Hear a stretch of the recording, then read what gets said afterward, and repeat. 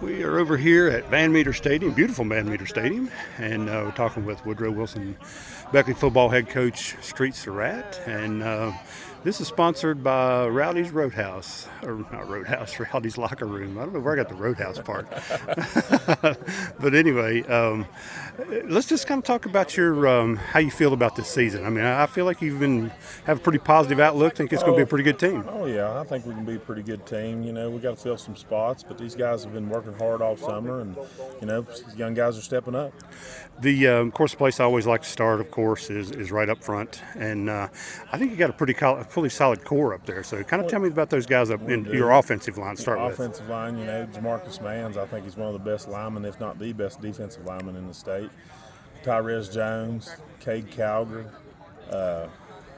Andrew Sweeney, and Ben Fitzwater. You know, and then you know, you got Levi Peak at tight end, Lane Dill at a tight end. So those guys they're young in some spots, but they're coming along, and they're weight room guys, so their strength will be there. It's just, you know, reps. What we got to get with. Get a little chemistry going Yep. and stuff. I know when we talked earlier, you were looking at had Gage Price, of course, probably was the perennial starter, but you had two others too. But is Gage going to be your guy? Man, it's still we're battling. It's a competition. I love it. Those guys push each other.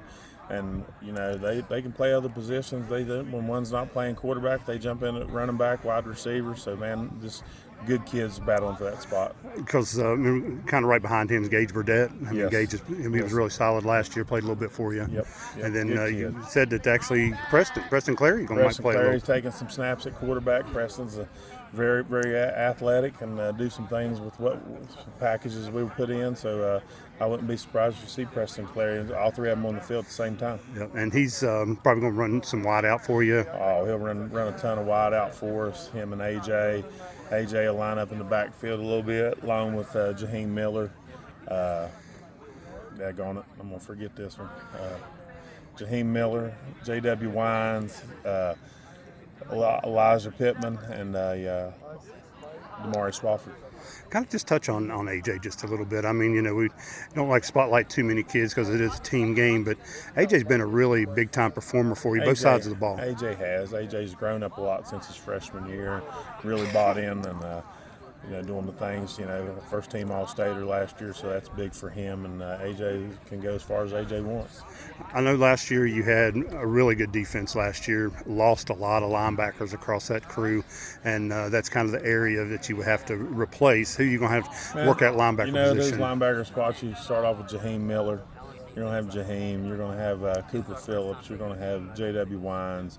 You're going to have Gage Price. You're going to have Gage Burdett. So we lost some linebackers, but we still got some guys that step right in and fill some spots. And then your defense is kind of anchored by your two big guys in the back and big guys up front. Yeah, Jamarcus and Tyrez up front, tough as nails, and then you got AJ and Preston in the backfield, so they might be pretty tough. So we'll see how it goes. Those guys are just looking to hit people and also looking to ball hawk a little bit. That's it. There's a lot of interceptions between those two last year. Right. I think last year they just kind of quit throwing at AJ. Didn't they? We'll find somebody else to throw to. Right. Yeah. You open up with Washington. Thank goodness this year you don't have to make the trip to the Eastern Panhandle. Yeah, but that traveling don't bother us. But they made the trip good. We went up there and fought. Anytime you can win on the road and in overtime, it was a great atmosphere and a great game. Hopefully we'll have another great game in week one. Going to be a special night too, because not only is it opening night for football season, but you're going to dedicate the field to legendary coach Pete Colasurto. Talk about that just a little bit. Ever since I've got the head job, that's been one of the things we wanted to do here.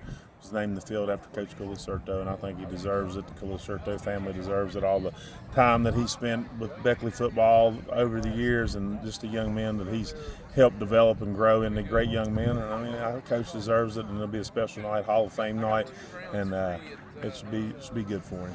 I know you make one trip up to Preston County this year again this year.